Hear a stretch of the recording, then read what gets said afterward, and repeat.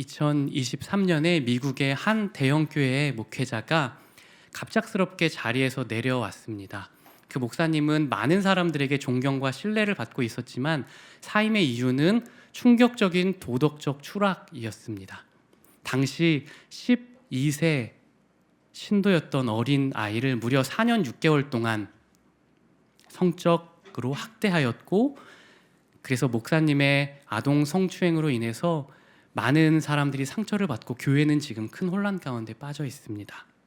그런데 이런 사건을 접할 때 우리는 자연스럽게 목사님이 어떻게 그럴 수가 있어, 이렇게 생각하기 쉬운 것 같습니다. 하지만 오늘 본문의 다윗 이야기는 우리에게도 경고합니다. 하나님의 마음에 합했던 사람이어도 큰 유혹에 빠져 한순간에 바닥으로 떨어질 수 있다고요. 다윗은 한 시대를 대표하는 믿음의 영웅이자 하나님 마음에 합한 사람이었죠. 너무나 하나님을 뜨겁게 사랑했던 사람이고 너무나 신실했던 사람이었습니다. 그런데 바로 그 다윗이 어느 날 충동에 이끌려 간음을 저질렀고 그 죄를 덮기 위해 살인을 저지릅니다. 이 기사는 다윗만의 실패담을 고발하기 위한 뉴스가 아닙니다. 이 본문은 우리가 인간이 죄 앞에서 얼마나 연약한지, 그리고 유혹은 얼마나 강하고 교묘한지를 우리에게 경고하고 깨달아 돌이키게 하는 본문입니다. 하나님의 사람조차 유혹에 크게 넘어졌다면 우리는 과연 예외일 수 있을까요? 죄는 늘 내 생각보다 더 가까이에 있고 유혹은 내 생각보다 언제나 더 교묘하고 더 강력합니다. 그러므로 우리는 죄와 유혹에 대해서도 깊이 연구하고 분석하고, 그리고 유혹과 치열하게 싸워야 하는 줄 믿습니다. 그러므로 먼저 오늘 본문을 통해서 다윗이 유혹에 빠졌던 그 순서를 하나하나 살펴보기 원합니다. 첫째로 다윗은 유혹이 찾아오기 전에 먼저 실증에 빠지게 됩니다. 우리 화면을 한번 보시면은요, 하나님에 대한 은밀한 실증이 생겨서 신앙적 의무, 말씀, 기도 생활에서 멀어집니다. 그리고 둘째로 하나님에 대한 실증이 일어나자 대체, 하나님이 아닌 다른 즐거움으로 하나님의 자리를 대체합니다. 그리고 셋째로 그 순간 유혹이 찾아왔고, 그러자 다윗은 유혹에 참여합니다. 처음엔 소극적으로 참여하지만 시간이 갈수록 적극적으로 유혹에 빠져듭니다. 그렇게 오늘 본문을 통해 유혹의 과정을 하나씩 살펴보기를 원합니다. 첫째로 다윗은 유혹에 빠지기 전 하나님에 대한 은밀한 실증의 감정을 느끼게 되는데요. 사무엘하 11장 1절 말씀을 같이 한 번 더 읽어보겠습니다. 그 해가 돌아와 왕들이 출전할 때가 되매 다윗이 요압과 그에게 있는 그의 부하들과 온 이스라엘 군대를 보내니 그들이 암몬 자손을 멸하고 랍바를 에워쌌고 다윗은 예루살렘에 그대로 있더라. 먼저 서두에 그 해가 돌아와 왕들이 출전할 때가 되매라고 말씀합니다. ESV에는 그 다음에 봄에 왕들이 출전할 때가 되었다라고 말씀해요. 봄에는요, 전쟁 중에 행군을 하다가도 식량을 얻기가 좋아서 전쟁의 계절입니다. 고대 근동에서는 봄이 되면 우리가 적군을 치든지 아니면 적군이 우리에게 쳐들어올까 봐 대비하든지, 그래서 봄에는 항상 왕들이 깨어있는 시기였던 거예요. 그런데 바로 그 전쟁의 때에 다윗의 모든 백성들은 전쟁하러 나가는데요, 마지막에 다윗은 예루살렘에 그대로 있었다라고 말씀합니다. 다윗의 부하들은 목숨 걸고 싸우는데 다윗은 그냥 예루살렘에 남아 휘파람 불고 있었다. 다윗의 게으름, 나태함을 우회적으로 암시하는데요, 2절에서는 더욱더 다윗의 나태함을 노골적으로 증거하고 있습니다. 2절 말씀 같이 읽어보겠습니다. 저녁 때에 다윗이 그의 침상에서 일어나 왕궁에서 옥상을 거닐다가 그곳에서 보니 한 여인이 목욕을 하는데 심히 아름다워 보이는지라. 저녁 때에 다윗이 그의 침상에서 일어났다가 중요하죠. 지금 다윗의 부하들이 목숨을 걸고요 싸우고 있는데, 전쟁하고 있는데 다윗은 밤에도 잤는데 낮에도 오후에도 자고 배가 고파서 저녁 때 그냥 일어나서 냉장고를 열고 하품을 하고 있는 거예요. 저녁 때에 침상에서 일어났다라는 것은 다윗의 게으름, 태만, 다윗의 차가운 마음을 보여주는 것입니다. 왕직에 대한 태만만이 아니라 신앙적 의무에 대한 태만을 보여주는 것이기도 합니다. 평소에 다윗이면 싸우러 나가진 않아도 전쟁을 위해 신실하게 하나님 의지하며 묻고 기도했을 것이지만 기도했다라는 구절은 하나도 등장하지 않습니다. 다윗은 신앙적 의무들에 게을러졌고 그 이유는 하나님에 대한 은밀한 실증 때문이었습니다.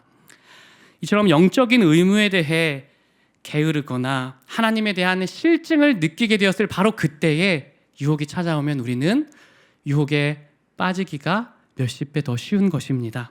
그러므로 청교도 신학자 존 오웬은 이렇게 말했습니다. 사람이 의무를 제대로 수행하지 못할 때, 곧 게으르거나 형식적이 될 때는 유혹에 빠진 것입니다.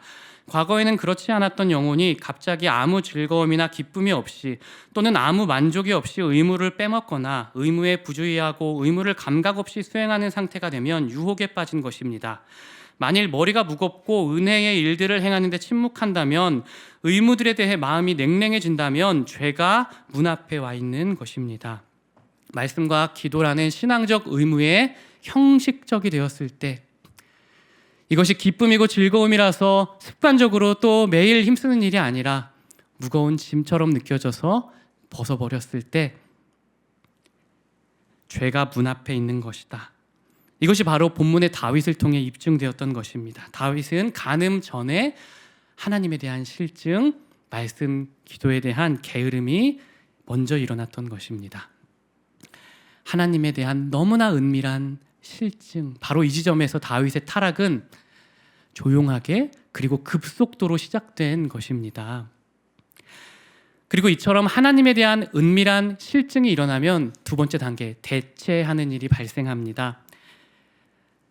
다른 즐거움을 찾아 하나님의 자리를 대체하는 것이죠. 다윗이 바로 그랬습니다. 하나님으로 인해 만족하지 못하자 이제 다른 즐거움을 향해 눈을 돌리고 있습니다. 우리 2절을 다시 보면은요, 저녁 때에 다윗이 그의 침상에서 일어나 왕궁 옥상에서 거닐다가 그곳에서 보니, 거닐다가가 중요합니다. 게으름에 빠지고 하나님에 대한 실증이 난 다윗은 다른 쾌락, 대체 쾌락을 찾기 위해서 어슬렁거리면서 눈을 크게 뜨고 그 쾌락을 찾고 있는 모습입니다. 하나님을 사랑하는 일에 실증이 난 영혼은요, 반드시 대체 쾌락을 찾아 거닐게 됩니다. 그리고 나서 세 번째 단계, 유혹이 찾아오는 단계가 일어납니다.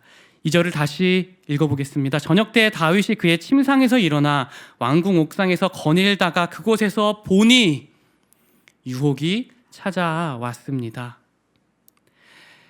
안 그래도 하나님에 대한 실증이 나서 대체 쾌락을 찾고 있었던 그 다윗에게 너무나 아름다운 여인이 목욕을 하는 모습으로 등장합니다. 성경도 이 밧세바가 심히 아름다웠다, 즉 이 유혹은 강력한 유혹이었다라고 말씀하고 있는 거예요. 중요한 점은 이것입니다. 그 유혹은 사실 우연의 결과는 아니었다는 거예요. 준비되지 않은 영적 상태와 감각적 자극이 맞물린 결과였습니다. 이미 하나님에 대해 실증이나 대체 쾌락을 찾아 계속해서 어슬렁거리던 다윗이었기 때문에 그때 일어난 감정적인 충동은 억제할 수가 없었고 금방 눈덩이처럼 불어났던 것입니다. 이렇게 유혹이 찾아오면 네 번째 단계는 참여입니다. 그 유혹에 참여합니다. 그런데 다윗이 유혹에 참여하는 과정이 아주 자세하게 기록이 되어 있는데요. 먼저 첫째로는 소극적으로, 아주 소극적으로 죄에 참여합니다. 3절 전반부를 보면요, 다윗이 사람을 보내 그 여인을 알아보게 하였다. 다윗은 자신의 권력을 이용해 그 여인에 대해 한번 조사해봐 말합니다. 조사하는 것쯤은 죄가 아닐 거야. 괜찮아. 이 정도까진 괜찮아. 그러면서 소극적으로 그녀에 대해 정탐하기 시작했죠. 물론 그녀에 대해 알아본 것은 죄가 아닐 수 있지만 중요한 점은 그녀에 대해 조사하라고 시켰던 것은 이미 유혹에 대해 다윗의 의지가 발동하기 시작했다는 증거인 것입니다.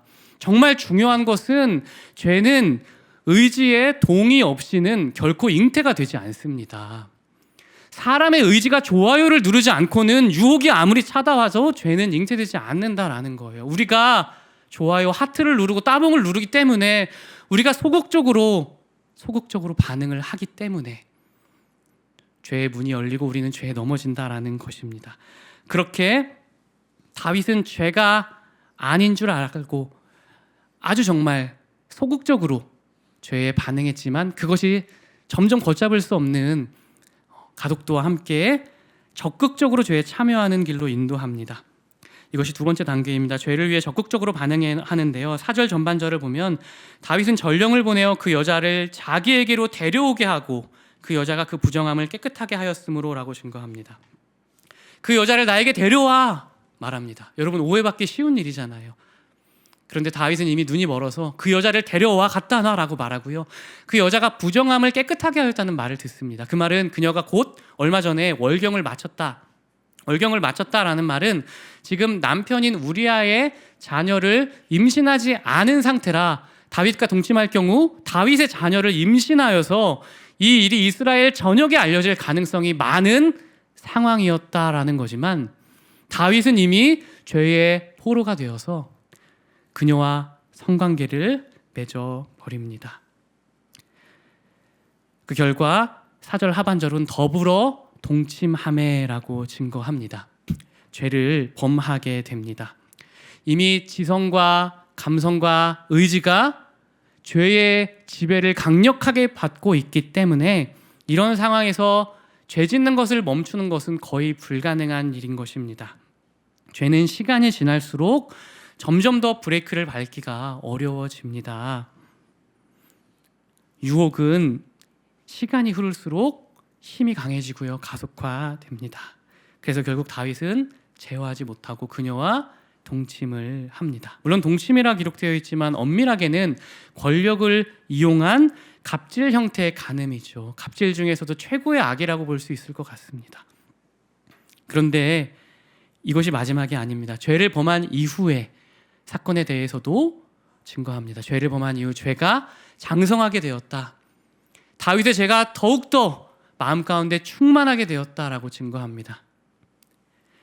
다윗은 간음한 뒤에 이 죄를 덮기 위해 밧세바의 남편인 우리아가 밧세바와 동침하게 하도록 작전을 짜지만 실패해서 결국 그 우리아를 전쟁터에 보내 죽게 하고 합리적이라는 명분으로 그녀를 자신의 아내가 되게 해서 그 성관계 사실을 숨깁니다. 결국 다윗은 간음이라는 죄 위에 살인이라는 죄까지 더하고 위선으로 모든 것을 감추는 아주 너무나 악한 일을 벌인 것입니다. 그렇게 한 사람이 죽었습니다. 이것이 바로 죄의 마지막 결론입니다. 바로 사망입니다.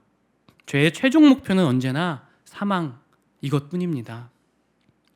다윗의 범죄로 인해 밧세바의 아내 다윗의 충신인 우리아가 죽게 됩니다. 게다가 이 범죄로 인해 다윗은 심판을 받아 다윗의 자녀가 태어나자마자 죽습니다. 그리고 다윗의 자녀들 간에 계속해서 싸움과 칼부림이 일어나고 또 다른 자녀가 죽고요.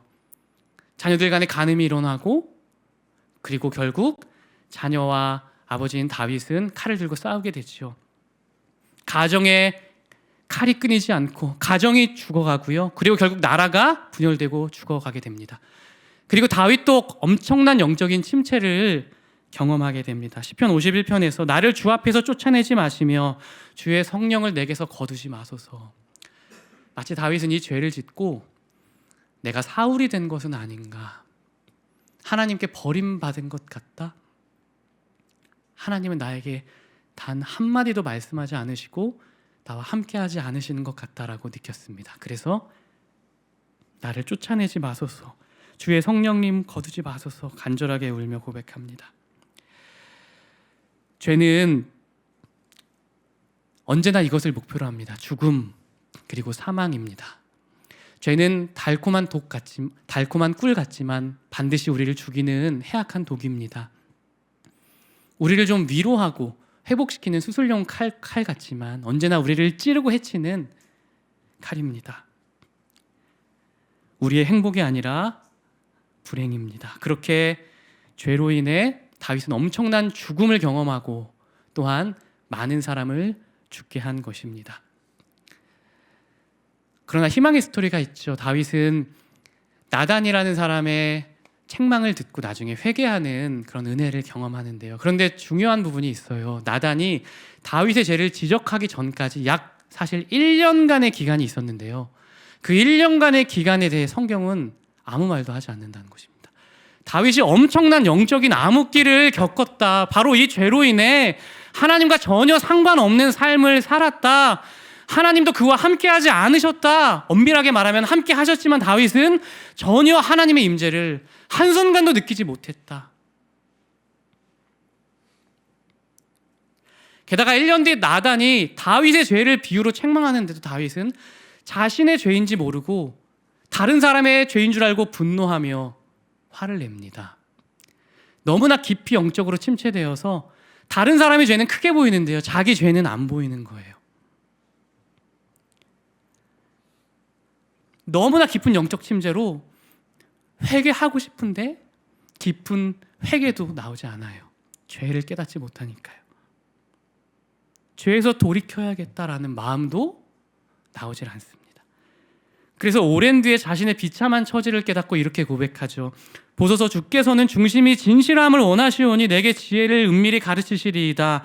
하나님이여 내 속에 정한 마음을 창조하시고 내 안에 정직한 영을 새롭게 하소서. 하나님 내 힘으로는 깨끗한 마음을 회복할 수 없으니 주님 깨끗한 마음을 창조해 주셔야만 합니다 라고 울며 기도한 것입니다. 정직한 마음을 회복시켜 주셔야만 합니다라고요. 게다가 구원의 감격까지 잃어버려서 51편에서 주의 구원의 즐거움을 내게 회복시켜 주시고라고 고백하죠. 오늘날로 말하면은 십자가를 생각해도 아무런 감격이 없고 높으신 하나님이 사람이 되어 우리 가운데 거하셨다라는 복음을 들어도 아무런 감사가 없고요. 예수님이 우리의 모든 죄를 지고 십자가에 달려 죽으심으로 우리는 죄를 용서받았을 뿐 아니라 그분의 의를 얻었습니다. 그분의 영원한 의, 무한한 의, 완전한 의를 우리가 얻은 의의 백성이 되었고 하나님의 왕관을 썼고 하나님의 자녀가 되었고 그분의 축복을 받고 예수님처럼 우리는 완성될 것입니다. 죄 없는 존재로 완성될 거예요. 그분이 누리던 모든 축복이 우리께 되었습니다라는 복음을 들어도 무감각한 너무나 그냥 값싼 하나의 소설로 여기는 그런 상태가 돼버렸다라는 것입니다. 여러분, 우리가 죄를 지으면 은혜가 더 충만해질까요? 정확하게 그 반대입니다. 로마서 8장 6절을 같이 한번 읽어봅시다. 육신의 생각은 사망이요 영의 생각은 생명과 평안이니라. 육신의 생각, 죄의 생각은 반드시 우리 영혼을 죽음으로, 사망으로, 메마름으로 인도한다. 하지만 영의 생각, 성령님의 생각, 예수님의 마음은 우리를 반드시 평안으로, 영적인 생명력으로 인도한다 라는 것입니다. 죄를 많이 지으면 은혜가 사라집니다. 메마르게 되고요, 다윗처럼 영적인 깊은 침체를 경험하게 됩니다. 어쩔 수 없이 죄를 우리가 범하지만 그 죄를 인지하는 죄감이 높을 때 은혜가 충만한 것이고요, 우리가 고의적으로 가볍게 죄를 여기고 죄와의 싸움을 등한시한다면 우리는 영적인 생명력을 잃어버릴 것입니다. 이것이 다윗의 스토리가 우리에게 말씀하는 거예요. 이 자리에 있는 우리 성도님들께서 마음에 죄악된 육체의 생각이 아니라 성령님의 생각, 영적 사고로 충만하여서 여러분 마음에 생명력, 또 평강, 영적인 기쁨, 은혜가 충만하시기를 축복합니다. 이제 마지막으로 유혹에서 이기기 위한 3가지 적용점을 살펴보고 마치겠습니다. 첫째로 우리는 작은 틈새를 주의해야 합니다. 유혹은 언제나 좁쌀만한 아주 작은 틈새로 들어오지만 곧 폭포수처럼 우리 영혼을 침몰시킵니다. 죄의 시작은 너무나 작은 틈새여서 알아차리기가 너무 어렵습니다. 이것도 유혹인가 싶습니다. 그러나 그 죄의 강물은 급속도로 불어나서 결국 우리를 쓸어가고 제어할 수 없게 만듭니다. 이것이 소위 중독이라 말하는 원리와 비슷하죠. 죄에 발을 담그는 시간이 길어질수록 발을 빼기도 어려워집니다. 다윗의 작은 하나님에 대한 실증의 마음이 대책 쾌락을 찾는데 온 시간을 허비하며 거니는 그런 유혹의 통로로 활용되었고요. 유혹에 대해 아주 소극적으로 참여했을 뿐인데 결국 엄청나게 큰 간음과 살인의 죄를 저질렀음을 기억해야 합니다. 그러므로 여러분의 작은 생각을 주의해야 합니다. 작은 충동, 작은 유혹에 주의하시길 바랍니다. 작은 호기심에 주의하시기를 바랍니다. 청교도 신학자 존 오웬은 죄가 장성해지지 않도록 작은 틈새를 주의해야 한다라고 말했습니다. 사람들이 자기에게 주어진 은혜를 행사하면 그 은혜는 소비되지 않고 증가하게 됩니다. 내재하는 죄도 그렇습니다. 순종의 의무를 실천할 때 은혜를 행사할수록 그 은혜는 강화되고 증가됩니다. 정욕도 열매를 맺을수록 그들 속에서 더 자주 격동되고 증가됩니다. 정욕은 자기를 먹고 자라는데 스스로 독을 집어 삼킴으로써 더 자라게 됩니다. 사람들은 죄를 범할수록 죄로 끌리는 성향도 강해집니다. 악을 행함으로써 악을 쌓는 창고도 증가합니다. 한번 죄를 지으면 그 다음 죄를 짓긴 더 쉽다. 악을 행하면 내 마음속에 악의 창고는 더 가득 쌓여지게 된다. 죄는 죄를 먹고 점점 자라고 장성한다. 그러므로 이 자리에 있는 성도님들께서 죄의 작은 틈새, 유혹의 작은 틈새도 주의하면서 다시 죄와 작은 죄와도 치열하게 싸우는 군사 되시기를 축복합니다. 두 번째로 기억해야 할 사실은 유혹에 미리 대비하라는 것입니다. 우리는 유혹이 찾아오기 전에 미리 대비하고 있어야 합니다. 조나단 에드워즈 목사님 이렇게 말씀하셨거든요. 자신이 성령으로 충만하기 때문에 넘어지지 않을 것이라 자신하는 사람일수록 더 크게 넘어질 가능성이 많다. 다윗은 나는 하나님의 엄청난 은혜를 받았고 영원한 언약을 받았기 때문에 안전해. 난 이제 괜찮아 라고 방심했던 것입니다. 그러나 아무리 위대한 하나님의 사람이라도 방심하면 유혹의 때에 넘어집니다. 유혹에 대해 자신만만한 하나님의 사람보다는 유혹에 대해 취약한, 지극히 연약한 성도가 더 안전합니다. 그러므로 하나님의 사람 다윗의 실패를 통해 우리가 첫째도 겸손, 둘째도 겸손, 셋째도 겸손하여서 나는 늘 넘어지기 쉬운 존재이기 때문에 항상 깨어있지 않으면, 항상 부지런히 죄를 경계하고 부지런히 유혹의 틈새를 막지 않으면 이길 수 없다라는 마음으로 다시 죄와 치열하게 싸우고 경계하고 전투하는 여러분 되시기를 축복합니다. 마지막 셋째로 우리의 힘으로 죄를 이길 수 없습니다. 그래서 매일 예수로 충만해야 합니다. 우리가 유혹을 이기기 위해서는 항상 예수 그리스도로 충만해야 합니다. 청교도 신학자 제이시라엘 목사님의 거룩이라는 책의 내용을 마지막으로 읽어드리겠습니다. 거룩하고 싶습니까? 그렇다면 광야에서 이스라엘이 만나를 먹었던 것처럼 만나이신 그리스도를 날마다 받아 먹으십시오. 거룩하고 싶습니까? 반석이신 그리스도께 날마다 생수를 받아 마시십시오. 거룩하고 싶습니까? 항상 그리스도를 바라보십시오.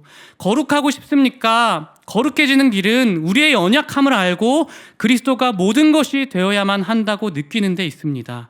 거룩하고 싶습니까? 그리스도 안에 거하지 않고서는 어느 누구도 거룩에 자라가지 못합니다. 그리스도는 모든 그리스도인이 앞으로 나아갈 힘을 길어 올리는 위대한 근원입니다. 우리는 그리스도를 얻어 누려야 합니다. 거룩은 그리스도로부터 옵니다. 그리스도에게 있는 충만은 성도의 모든 필요를 채우고도 남습니다. 우리 나엘 목사님의 내용을 우리 가슴에 손을 얹고 저를 따라 이렇게 고백해 보시겠어요? 거룩 충만은 예수 충만이다. 우리 한 번 더 해볼까요? 거룩 충만은 예수 충만이다. 아멘. 이 자리에 있는 성도님들께서 다시 예수 그리스도를 사랑하시기를 축복합니다. 다시 예수 그리스도와 교제하시기를 축복합니다. 다시 말씀과 기도와 찬양으로 예수님을 즐거워하는 기쁨이 매일 있기를 축복합니다. 다시 예수 그리스도로 인한 노래가 여러분의 일상에서 회복되시기를 축복합니다. 그렇게 언제나 예수로 충만하여서 유혹에 빠지지 않을 뿐 아니라 여러분의 영혼이 영적인 기쁨과 생명력과 활력과 평안으로 충만해지시기를 축복합니다. 또한 예수로 충만하여서 여러분이 살아나고 여러분의 가정이 살아나고 회복되고 여러분의 국가 또 이웃이 살아나는 다시 경건한 예수님의 사람으로 세워져가는 오늘이 되시기를 축복합니다.